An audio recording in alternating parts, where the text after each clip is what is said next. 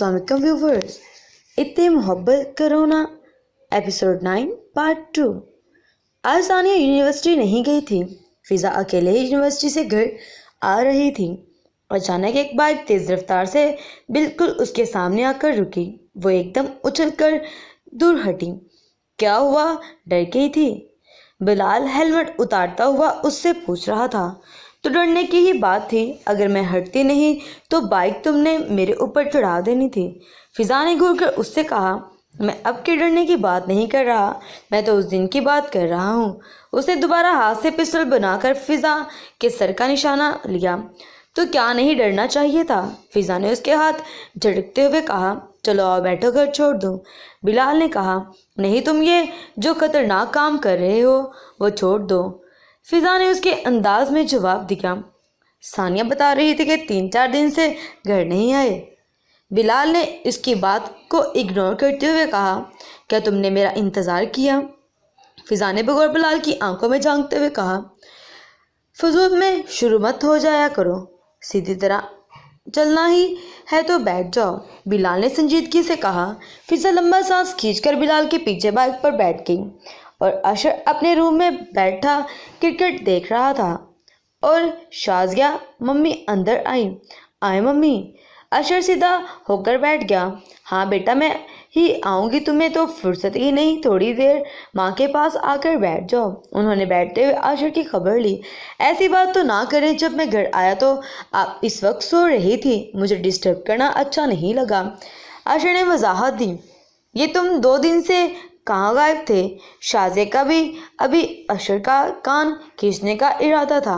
بس ممی، دوستوں کے ساتھ پکنک کا پروگرام بن گیا تھا، وہیں پر تھا۔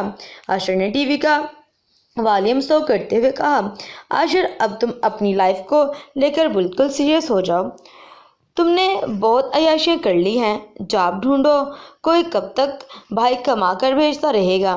کل کو اس کی بھی شادی ہو جائے گی، ساری زندگی تو تمہیں کما کر نہیں کھلائے گا۔ انہوں نے آج اچھی طرح لیکچر دینا ضروری سمجھا۔ کیا ممی، آج آپ کا میری کلاس لینے کا ارادہ ہے؟ اشر نے منہ پھیلاتے ہوئے کہا، تو کیا مجھے ابھی بھی نہیں لینی چاہیے تمہاری کلاس؟ کب سے تمہاری اسٹڈیز کمپلیٹ ہو گئی ہے اور تمہارا لاابالی پن ہی ختم ہونے کا نام نہیں لے رہا۔ انہوں نے اچھی خاصی اشر کی درگت بنائی، اچھا نہیں ڈھونڈ لوں گا جاب بھی، بس آپ ناراض نہ ہو۔ اشر لاڈ سے ان کی گود میں سر رکھ کر لیٹ گیا اور ظفر مراد اپنی فیملی کے ساتھ گھر پہنچنے سب ابھی تک شوق کی کیفیت میں تھے۔ ظفر مراد کو ابھی تک یقین نہیں آ رہا تھا کہ ان کا اتنا نقصان ہو گیا ہے۔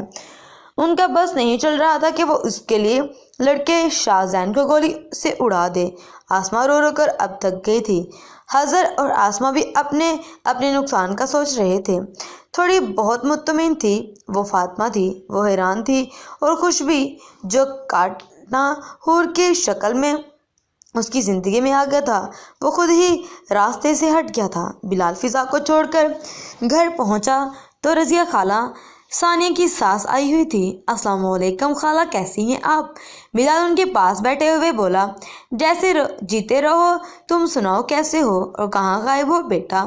انہوں نے پیار کرتے ہوئے بولا اور اپنے پاس بٹھایا۔ جی خالہ، کام کے سلسلے میں گیا ہوا تھا۔ آپ سنائیں، اسد بھائی کیسے ہیں؟ خالہ کے بیٹے، جو کہ ثانیہ کا شوہر بھی تھا، بلال نے اس کے بارے میں پوچھا۔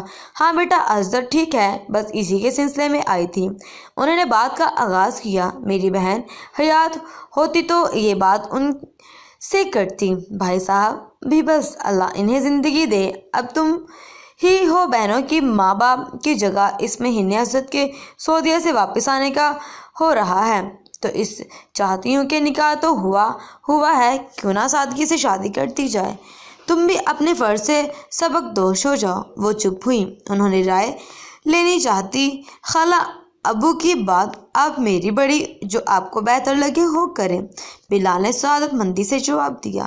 حالات اتنے بہتر نہیں کہ مگر اتنے بدتر بھی نہیں تھے جو اپنی بہن کی شادی نہ کر سکے۔ وہ سو رہی تھی، اس کو اپنے پیٹ پر دباؤ سا محسوس ہوا، جیسے کوئی بھاری چیز اس کے پیٹ پر رکھی ہو۔ آنکھیں کھلنے پر اس کی نظر چھت پر پڑی۔ یہ کون سی جگہ ہے؟ اس نے اپنے دماغ پر زور ڈالنا چاہا۔ سر گھما کر دیکھا تو اس کی نظر اپنے برابر میں لیٹے ہوئے زین پر گئی جو کہ اس کے بہت قریب لیٹا ہوا تھا۔ اس کے ہاتھ حور کے پیٹ پر تھا۔ حور کی آنکھیں خوف سے پھیلی اور وہ ایک زوردار چیخ سے اٹھی۔ خود وہ اچھل کر بیڈ سے نیچے گری اور اس کی چیخوں سے زین کی آنکھ کھل گئی۔ وہ ہڑبڑاتا ہوا اٹھا اور ادھر ادھر دیکھنے لگا، پھر اس کی نظر نیچے گری حور پر پڑی۔ تم وہاں نیچے کیا کر رہی ہو؟ زین نے نیند سے ابھری آنکھوں سے حیرت سمائے ہوئے دیکھا۔ بیڈ سے اٹھتے ہی حور کے سائڈ پر آتے ہوئے کہا، تم میرے پاس کیا کر رہے تھے؟ حور نے خوف زدہ ہو کر پوچھا۔ وہ ابھی بھی اس پوزیشن میں نیچے بیٹھی ہوئی تھی۔ کیا کر رہے تھے؟ کیا مطلب؟ میں تو سو رہا تھا، زین نے حور کے قریب بیٹھتے ہوئے کہا۔ دور رہو مجھ سے، وہ بت کر پیچھے ہٹی۔ دور؟ وہ کس خوشی میں شوہر ہوں تمہارا، پورا حق رکھتا ہوں تم پر، زین نے حور کو جتانے والے انداز میں بار بار کرایا۔ گن پوائنٹ پر نکاح کرا ہے تم نے، میں اس زبردستی کے رشتے کو نہیں مانتی ہوں۔ آج حور کے پہلے کی بنسبت اس سے خوف محسوس نہیں ہوا۔ بے خوفی سے بول کر وہ اٹھنے لگی۔ جبھی زین نے حور کا ہاتھ پکڑ کر کھینچا، وہ توازن برقرار نہ رکھ سکی اور زین کے اوپر گری۔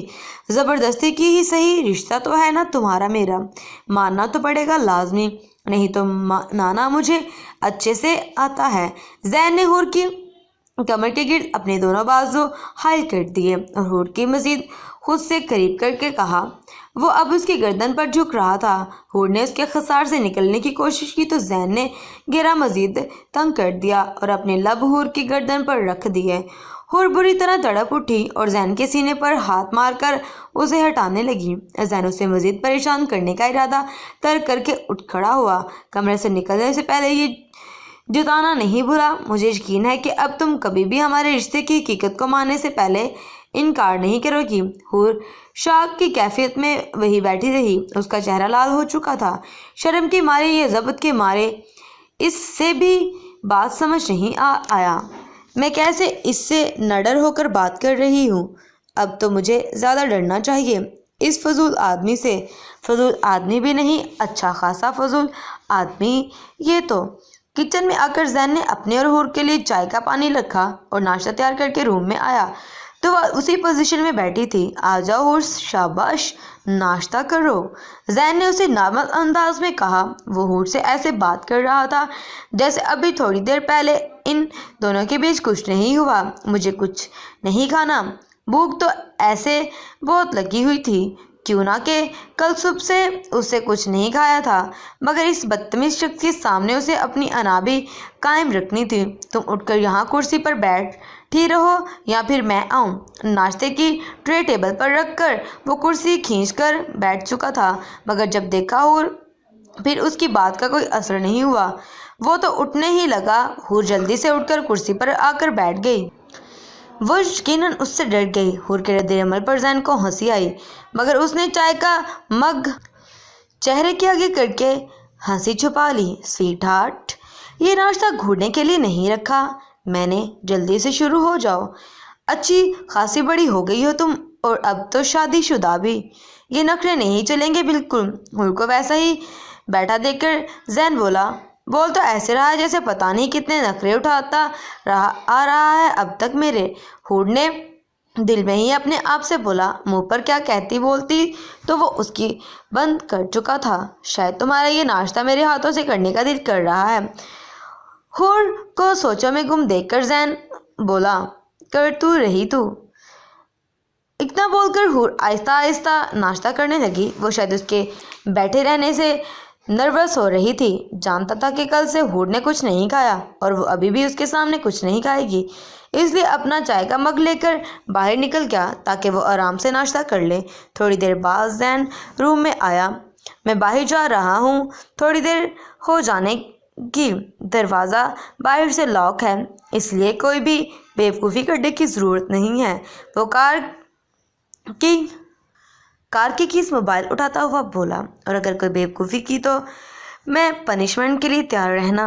حور کے پاس آ کر اپنی 2 انگلیوں سے اس کے گال کو چھو کر دھمکاتا ہوا باہر چلا گیا۔ فضول آدمی، وہ دوپٹے سے اپنا گال رگڑتے ہوئے بولی۔